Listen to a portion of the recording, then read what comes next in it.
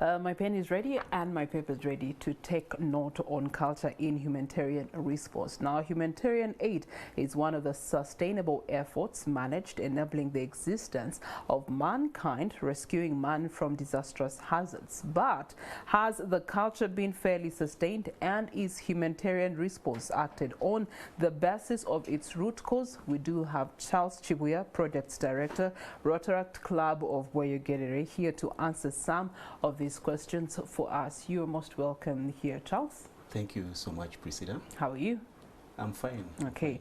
So in taking note on the culture in humanitarian response, let's start by asking you to bring us up to speed with some of the challenges that you have actually experienced or you think are hazardous and are causing the need for humanitarian aid, like what the Rotary Club is engaged in right now. All right. First of all, thank you very much, Priscilla, for having me here. Like you said, Charles from the Rotaract Club of Bweyogere and Ambole. Well, as we are doing human service, one of the biggest challenges that we actually face as the Rotaract Club is financing, because Rotaract is actually a group of young people that are between the ages of 18 to 35. So we do human service, we serve the community, and we do this, we get financing from our own little monies that we get. So it's quite challenging because we really want to serve the community, but we can't do a lot. Yeah. Allow me give an example of one of our projects that we are going to be having in December in Luankoni, Chotera. We are helping a community that we identified, and we are helping build it into a modern community. So we are carrying out this program in stages of 5 years. We had our first phase last year, and we are having another phase this year. We shall do it consecutively for a total of 5 years. Okay. So we are challenged in terms of funding, and it's in fact, if it were possible, we usually get sponsorship from people to help us carry out these activities, individuals, companies, because we put in a lot. So we also have another challenge about the societies that we help. Some people are actually illiterates. You may want to help, but people are not ready to be helped. So you go into a society and people are not buying the idea. You want to bring up something. For example, we go help schools. We find schools that are not in proper state. We help them. We maybe do renovation, build. For example, the project in Luankoni that we have, we found a school that has a boys' dormitory that is doubling as a classroom. And it's not plastered. So we are helping these people have a better environment for them. So if you get into a community where people are not ready to be helped, it will be a pull and push between the two. Okay, but still, when you look at humanitarian aid, while those are the challenges you're facing, I know that on the other end of receipt, there are people who are benefiting. So what has been the benefit of the kind of work that you're doing? The benefit to society, mostly, it's been quite much. For example, like I said, the project we have in Luankoni, we phased it into 5 years. Last year, we were able to do economic empowerment in the community. We gave out animals to these people in the community. So there are families that are ready to actually grow themselves, but they not have what to use. So we went and distributed animals to these people so that they do farming in groups and later generate some income from them. This year, what we are actually looking at is zeroing down to a school where we want to empower the community still, but the parents of that particular school. So we are going to carry out teaching of these people how to make, for example, liquid soap, Vaseline. You never know. Someone might actually pick up that idea and he takes it on and they generate some income from there. Okay. All right, there is a thought of idea of creating a modern village as part of the response initiatives through Deserves Hope. Can you give us details into this kind of initiative? All right, thank you very much. First of all, some little bit of correction. It's actually the Deserving Hope project by the Rotaract Club of Wegere Nambole. We got into this community and we actually realized that this community... Which community is this? The community is actually Rwankoni. Okay. It's a village in Chotera district. It's called Rwankoni. So we are transforming this village into a modern village. We are looking at areas like education. We are transforming the education of, for example, the two main schools that we actually found there. That is St. Herman. We are helping them renovate their structures.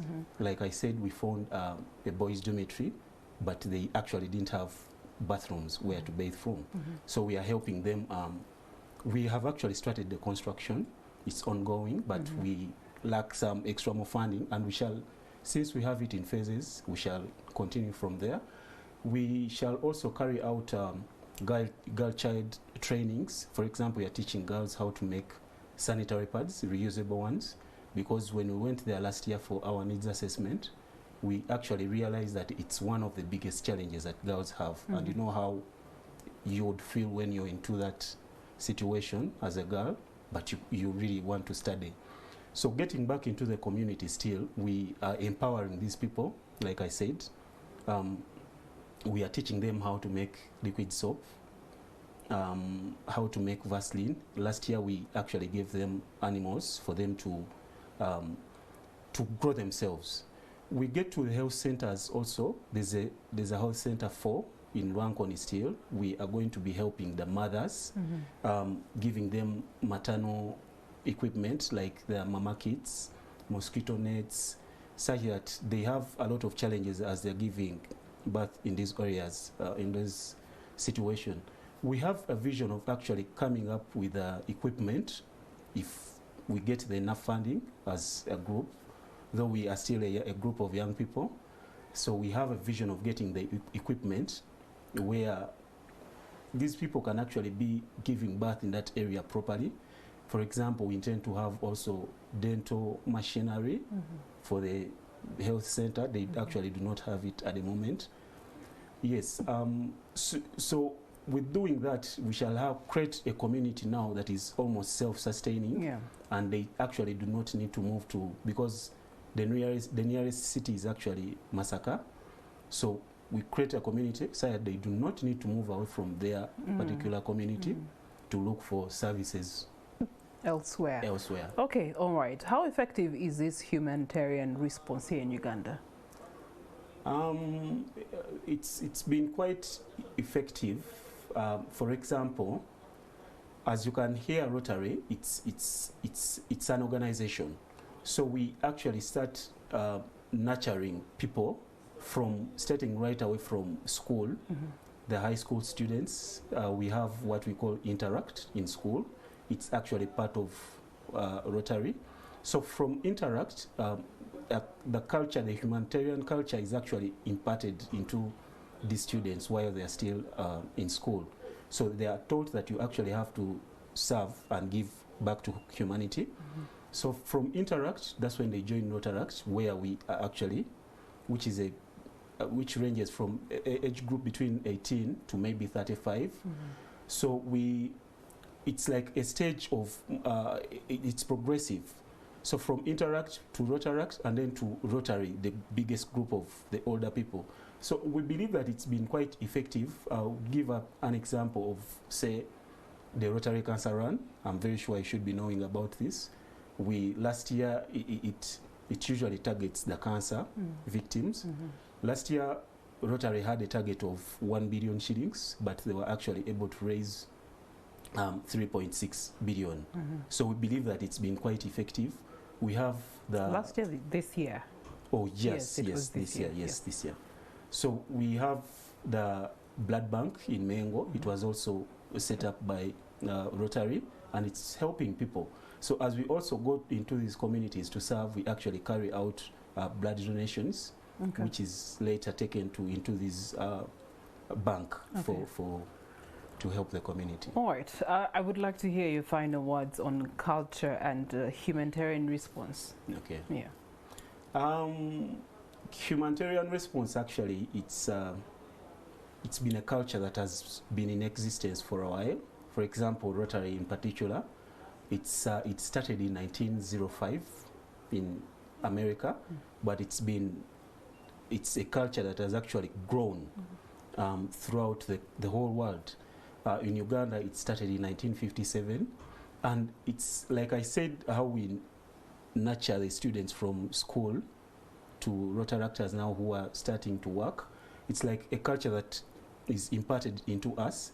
It teaches us how to give back to community. You know, I believe you are a Christian. The Bible says in Proverbs 19:17 that whoever gives cheerily to the poor is actually lending back to the Lord.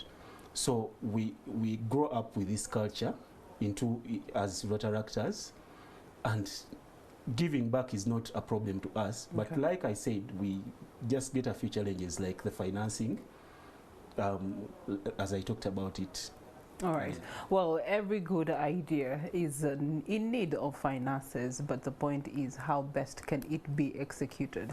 And at the end of the day, who is it going to be benefiting? And that's where, as a Rotary, it comes down to their tagline, which is service above self. And it is something that we give unto you, service above self.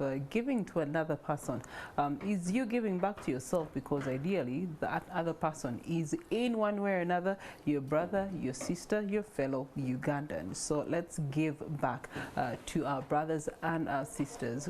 Share what you have and what you can, and be able to make this world a better world. That brings us to the end of this conversation in our Tech Note Kickstarter, coming up next.